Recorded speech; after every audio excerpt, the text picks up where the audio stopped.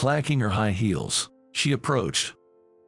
Clad in an elegant blue dress that accentuated her figure, she made a striking entrance with a model's poise and stride, uttering a line reminiscent of a ghost story. "Do I look beautiful?" She was, undeniably, a vision of beauty from any perspective.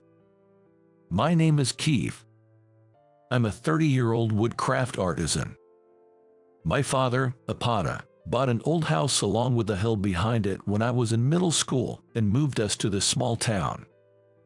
Situated on the outskirts, my father has since been energetically engaged in his craft, working on larger kilns than before. It was after moving here in middle school that I became interested in woodcraft, a hobby my mother enjoyed, and decided to give it a try. And I was hooked. In middle school, I would rush out of class after school, preferring woodworking to hanging out with friends or attending extracurricular activities. Consequently, I don't have many memories of playing with friends during my middle and high school years. After high school, I apprenticed under a master craftsman for 2 years, learning the delicate art of woodcraft. Though I had the option to stay with my master, I chose to return home and work alongside my father. We collaborate on projects, combining his pottery and my woodcraft, and participate in events around the state. In addition, we supply our creations to the largest hotel in town, Shine Hotel, as well as several local souvenir shops and an online store run by my mother, which contributes to our income. My mother, who loves crafting as much as my father, married him out of a shared passion and admiration for his work, choosing to support him behind the scenes while keeping her own crafting as a hobby. She also manages our finances, allowing my father and me to focus on our craft without worry. Around the time I returned home, my father began to actively participate in events. He probably wanted to increase my visibility. He started creating vessels that complemented my woodcraft, leading to positive reception at events. However, I must admit, I'm not particularly fond of events. I'm the type who immerses myself in my work, quiet and not very good with words. Incapable of explaining to customers, I focus solely on creating my woodcraft, leaving the customer interactions to my father. Even when customers express admiration for my work, I continue with my head down, unable to offer much in the way of pleasantries. Often, such customers quickly leave upon seeing the prices. I can afford to sell my work cheaply because it involves a lot of time and effort. They probably feel bad just for looking. On the other hand, there are customers who appreciate the value of my work and make generous purchases. These events and the connections they foster have proven invaluable. I suddenly remember the event I participated in when I was 22. It was a 3-day event, and on the first day, around noon, a young girl visited. She might have been a high school student, though it's hard to estimate women's ages, and she appeared quite mature. She watched my hands work with sparkling eyes. Never tiring, always attentive. Reluctantly leaving at closing time, she returned from the morning of the second day and stayed till the end. The same happened on the third day, leaving me genuinely surprised. Though she occasionally tried to strike up a conversation, my reticence and focus often prevented a proper dialogue. I hadn't brought anything she could afford to this event. By the afternoon of the third day, moved by her dedication, I decided to give her something. Rummaged through my bag, I found a small piece of woodcraft.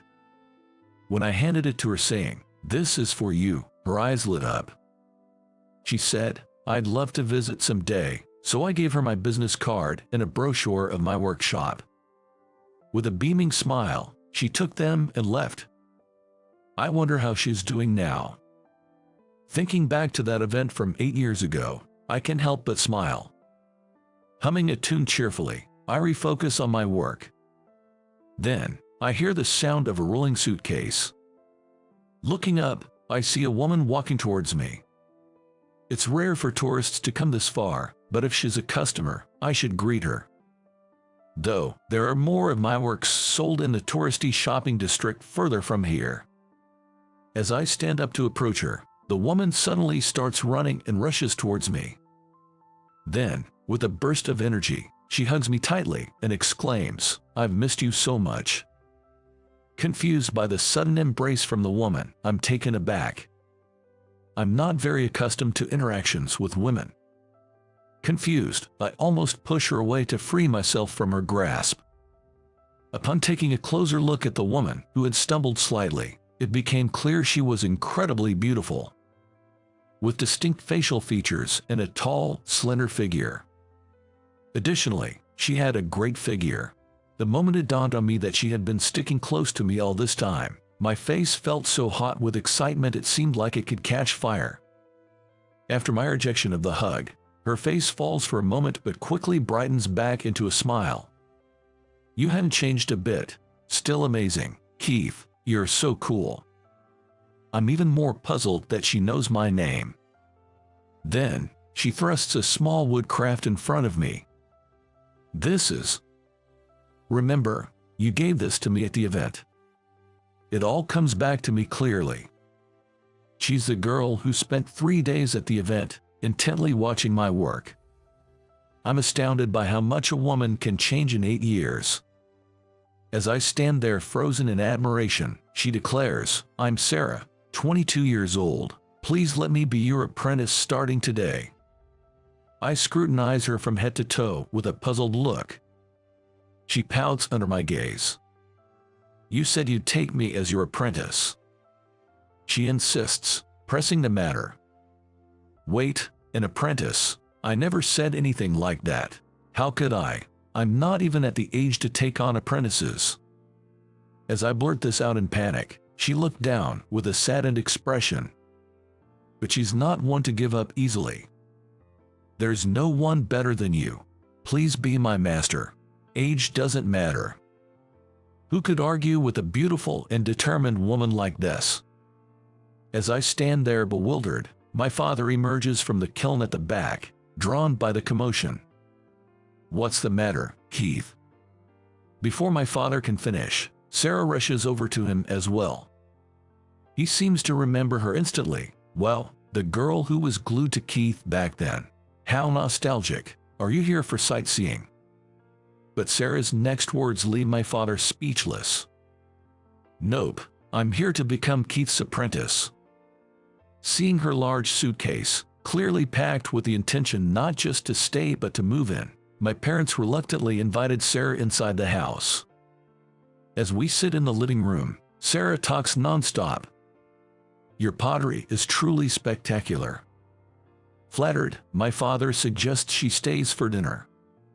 "This is incredibly delicious. Your cooking is the best, ma'am. Especially this stew. It's exquisite."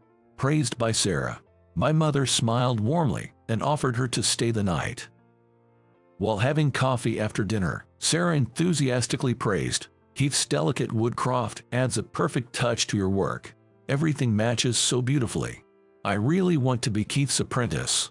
My parents were over the moon with such unrestrained compliments about my work. "Let her be your apprentice for now," they decide, allowing her to stay indefinitely. "What do you mean for now? How did it come to this?" I protest, baffled by the sudden turn of events. Waking up the next day, I found Sarah dressed in work clothes, staring at me with sparkling eyes. Me, with my just woke up messy hair, and her, a breathtaking beauty with light makeup and fully dressed. I quickly headed to the bathroom. It bothered me that my parents seemed amused as I, usually careless about my appearance, earnestly brushed my teeth. I decided to start teaching her the basics. We start by cutting the wood, trimming it to the desired length, and then splitting it to the required width. It's a mundane and tedious task, challenging to split straight, and supposed to be quite difficult. Yet, Sarah handled it with ease. "Since that day, I've been ordering wood and studying a lot," she said, proudly puffing out her chest. Impressed, I found myself admiring her dedication. "But this wood is so easy to work with. It's nothing like what I've used before." What is this? It's amazing. The wood she had been using must have been of a different quality. Her genuine excitement was endearing. If she's 22 now, that means she was 14 at the time. A middle school girl going as far as to order wood for her studies. I was amazed at Sarah's hard work and initiative. Since she had a grasp of the basics, I asked her to create a piece. Her eyes sparkled as she immersed herself in the task. We chatted idly as we worked. It's surprising you grew to like something so mundane. At that, she quickly looked up and vehemently disagreed. It's not dull, it's cool. Not everyone can do such skillful work. Just crafting usable wood is incredibly hard. Her words made me blush slightly. I had thought it was something anyone could do. Just that I had started a bit early, and with some training, anyone could manage it. Having a good taste is quite important, along with dexterity. You probably inherited it from your parents. I'm envious, especially taste. It's something that isn't easily refined. Struggling a bit with her work, she finally finished, placing it beside her face with a smile. Done. Surprised by her progress through self-study, I offered some advice. Sarah listened intently. Touching a woman's hand was nerve-wracking, but as I helped her with a tricky task, suggesting, if you hold it like this, it might be easier, her eyes lit up. Amazing, Keith, you're incredible. Her joy and attempts to replicate the technique were endearing. Suddenly, Sarah took my hand. Ignoring my fluster, she examined it closely. Such a beautiful hand. This is the hand that creates those works. Her words made my heart race. In just one day, I found myself growing fond of her, a hard worker whose expressions constantly changed. Am I falling too easily? But with such an adoring gaze, I doubted anyone could resist. After a month of teaching Sarah while working on my own projects, I received some unwelcome news. It was an invitation to a middle school reunion. The venue was Shine Hotel, the largest hotel in town. Sighing, I wondered if he was the organizer after all. Sensing something, Sarah leaned in and asked, "What's wrong?" I'd grown accustomed to her sudden close presence. "It's a middle school reunion. I don't really want to go." "Why not?" I didn't have many friends, but there was more to it. The organizer, Kevin, I don't really like him. Sarah frowned. "A nasty guy." "He's annoying." "No, actually, he's a good guy. What's the right word?" As I reminisced about his face, I shared an old story with Sarah. Kevin is the sole heir to the Shine Hotel. Quite the young tycoon. Being wealthy, he was quite popular in middle school. When I moved here in middle school, he eagerly started conversations with me. When I was in trouble for forgetting my pencil, he gave me a brand new one. When I tried to return the pencil after school, Kevin was surprised. He said, "I gave that to you. You didn't have to return it.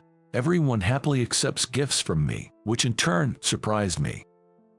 I had intended only to borrow it, and felt uneasy about accepting it as a gift. When I declined, he then invited me to a candy store. "You moved into that old house at the edge of town, right? You probably can afford much candy, so I'll treat you," he said. Not understanding why he would treat me, I also declined that offer. Then he said, "My parents always tell me to take good care of the townsfolk. Our hotel grew big thanks to them. That's why I need to take care of you too." I was skeptical whether his gestures of giving pencils or treating me to snacks were truly significant. So I clearly stated I'm not in trouble, and swiftly went home to continue my days crafting woodworks. "He's kind of weird," Sarah commented with a cruel honesty at the end of my story, making me laugh. "He's not a bad guy, just different in approach. Or you could say we just don't click." As I continued with a bit of hesitation, Sarah sharply cut in again. "He's just feeling good about himself by being generous." Her words refreshingly voiced my feelings. "I'd like to go to that meeting too. I want to see this guy," she said. I frowned at her words. "Since coming here, I haven't gone out much. I'd like to interact more with the people in town," she expressed her wish. That was something I couldn't ignore. The reunion invitation stated, "Guests welcome." Very typical of Kevin. That must be quite a challenge for those preparing. Yet, despite his demeanor, he is well liked by the hotel staff. They would likely go out of their way for him. I marked "will attend" and wrote in +1 for the guest. A month later, the day of the reunion arrived. Walking alongside the dolled-up Sarah felt a bit embarrassing. It felt like we were on a date. The venue for the reunion was a new hall built by the Shine Hotel. A little away from the Shine Hotel establishment stood a somewhat smaller hall. It was probably Kevin's idea. As we approached the venue, Sarah, catching sight of the hotel's courtyard, said, "Go on ahead," and ran off towards it. Whenever she sees something beautiful, she can't help but dash towards it. Knowing this would take a while, I decided to go into the venue first. The reunion, though small and limited to our grade, was quite lively due to the open invite for companions. As I was looking around the hall, a voice came from behind. "You're still dressed in that shabby outfit, I see." Turning around, there stood Kevin in a crisply white suit. Despite thinking his taste questionable, I greeted him. Expecting him to quickly move on to greet others, he stayed put by me. "Still into making things, leading a dull life," he remarked. I chuckled and nodded at his comment. "Woodworking after just high school, right? Are you sure that's okay? I mean, my family buys from you regularly, but what about your future? It's unstable, expensive. I'm worried, you know." Despite saying he's concerned, he's really speaking his mind. "Don't worry, I'm fine. Thanks as always." Despite his blunt words, I thanked him, acknowledging his parents who actually bought my work. Sensing I was trying to end a conversation, Kevin tried to keep me engaged. "You've taken on an apprentice, I hear." Hearing that, I thought I should introduce Sarah, but before I could, he went on a tirade. "An apprentice in woodworking, and a woman even volunteered for it. Must be quite the plain Jane, right? Why don't you join us for a mixer sometime? It's important to interact with beautiful women once in a while, you know." His one-sided rant left me feeling a bit annoyed. Sarah is not plain at all. I was about to say she's rather flashy when Kevin grinned mischievously. "Come on, that's got to be a lie. If she turns out to be a stunning beauty, I'll apologize." He laughed loudly. From behind Kevin, Sarah approached confidently, her high heels clicking. Wearing a revealing blue dress that accentuated her figure, Sarah, with her model-like poise and stride, left everyone mesmerized. She grabbed Kevin's shoulder, turning him towards her. Kevin was taken aback by the sudden appearance of a beautiful woman staring at him angrily, completely caught off guard and shrinking back. "Am I beautiful?" This line, which seemed like it came straight out of a ghost story, was uttered by her, leaving Kevin to stammer, "Beautiful, yes." Sarah, beaming with a broad smile, told him, then a profound apology. A flustered Kevin was told, "You said you'd apologize deeply if Keith's apprentice was a beauty." "I'm Sarah, Keith's apprentice. Apologize deeply." "She's a bright and lovely woman, but can be scary when angry. She speaks her mind clearly, without hesitation or doubt." I placed my hand on Sarah's shoulder. Her shoulder was quite high up. Standing at 5'6", she put some extra effort into her luck today by donning 3.5-inch heels. That alone was quite a sight to behold. By comparison, I'm 5'8". Standing next to Sarah in heels, I appeared shorter. "Sarah, stop it, that's enough," I said. She then glared at me with her beautiful face. "Why, this person knows nothing about your work. To call such delicate craftsmanship plain is terrible." In my mind, I apologized to Kevin. Once Sarah gets like this, she's unstoppable. American woodworking, pottery, and crafts are all delicate and beautiful. How can you have such a terrible opinion? Your hotel is adorned with wonderful pieces by Keith and his father, yet you lack so much understanding. Kevin retorted to that. Isn't grandeur beautiful? This hall is meant to be a glamorous place. We're bringing in cultures not found in this town and hosting various events. Sarah frowned in response. Come with me. She grabbed Kevin's wrist and dragged him out of the hall forcibly. I followed them. Some curious classmates also tagged along. We arrived at the main courtyard of the Shine Hotel, the place Sarah had rushed to after being captivated upon arrival, leaving me behind. Look at this breathtaking garden. That pottery is a masterpiece by Keith's father, and this is a wooden light crafted by Keith with great care. It's magical. I could gaze at it for hours. Sarah spoke with an enraptured expression. Quietly nodding to Sarah's passionate speech, everyone, not just the men but also the women, was captivated by her entranced face. Keith and his father regularly maintain this garden, while the Shine Hotel staff clean it beautifully. Keith, even without being asked, picks up fallen leaves and dusts off dirt. It's these seemingly insignificant tasks that keep this garden beautiful. Doing something for someone else is all about this. No matter how many luxurious furnishings you place, a place won't be beautiful without heart, she argued. Besides working in the workshop, Sarah also accompanies us for deliveries and management. I've seen the courtyard of the Shine Hotel during the day, but this is my first time seeing it at night. The wooden lights cast a fantastical glow over the courtyard, which must have captivated everyone until just now. I wanted to hear more of Sarah's passionate arguments, but this could make her seem intimidating. Once again, I placed my hand on her shoulder and smiled. Sarah, thank you, Kevin. You said you buy our work, but that's not quite right, especially my father. He prioritizes Shine Hotel out of gratitude for your hospitality, I explained. Kevin was dumbfounded. In fact, my father had gradually become a renowned potter since I was in elementary school, and by the time we moved here, he was quite well known. Kevin's father, the owner of the Shine Hotel, came to visit us as soon as we moved into the vacant house in the mountains, begging us to allow him to purchase our work for the hotel. Since then, our relationship with the Shine Hotel has been positive, with several of my father's pieces among their furnishings. Kevin, I think it's great that you want to contribute to the town, but I don't believe it's about small gestures like treating classmates or giving things away. Try to step out of the mindset of giving and look at the town with a broader perspective, I said. Hearing this, Kevin hung his head. Our classmates also voiced their agreement with me. Though I must say, we're all thankful that the fee for this lavish reunion is just $10, I added, prompting laughter. Hosting fun gatherings in the hall for kids and seniors would be really cool. When Sarah suggested this, Kevin's face lit up.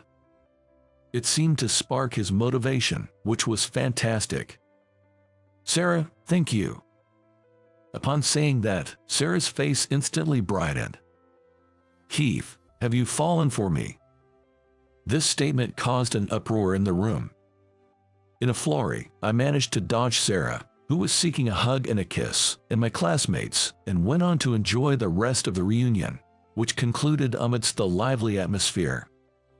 Sarah and I headed back to the workshop together, and I invited her to the backyard. It's pitch dark, you know, she said, following me. As we entered the backyard and moved a bit further, we came to a clearing. The moment we entered, I could tell Sarah was breathless. No way, she whispered. In front of her there was a space illuminated by fantastical wooden crafts, with a central piece featuring the words love and Sarah engraved on a wooden light. Sarah was moved to tears, overwhelmed by emotion. It was a bit out of character for me to be so cheesy, but I'm glad it made her happy. Sarah, I fell for your relentless effort, the straightforward love you show me, and your passion for woodworking. I may be an older guy by 8 years, but I want you to be with me." As I said this, slightly embarrassed, Sarah hugged me tight. I'm so happy, truly happy. My 8 years of feelings weren't wasted. It seems Sarah had already fallen for me when we met at that event. She was touched by how I skillfully transformed a piece of wood in my hands and fell in love with the focused look on my face as I worked silently. She said with shining eyes, "I want to be your apprentice." Then, I responded with a smile and a yes. From that day on, I became Sarah's goal. She also learned about woodworking by watching videos and getting books, which she read until they were worn out. After Sarah graduated from college, she headed straight to my workshop. She carried the business card and brochure I had given her at the event. With such genuine feelings directed at me, it was impossible not to fall for her. I awkwardly put my arm around Sarah's shoulder. "Thank you for making such a tremendous effort to find me. I want to reciprocate your earnest feelings. This light, it's my first gift to you. Do you like it?" As I spoke, Sarah rested her head on my shoulder and said, "Very much so," but while forming a small circle with her fingers. "The first gift from you was that small piece of woodworking." Her joy made my heart skip a beat. Wanting to give her something more, I picked a small clover. Twirling it around, I crafted a tiny ring. Sarah's face lit up, and she extended her left hand towards me. I chuckled softly and slid the clover ring onto her slender ring finger. Gazing at it intently, Sarah shed a single tear. "I'm glad I worked so hard to get here." Upon hearing those words, I hugged her tightly and whispered, "I will cherish you more than those 8 years you spent, with all my heart." Sarah hugged me back tightly. The moonlit night and the wooden light in the backyard turned into a magical space, a special place for Sarah and me.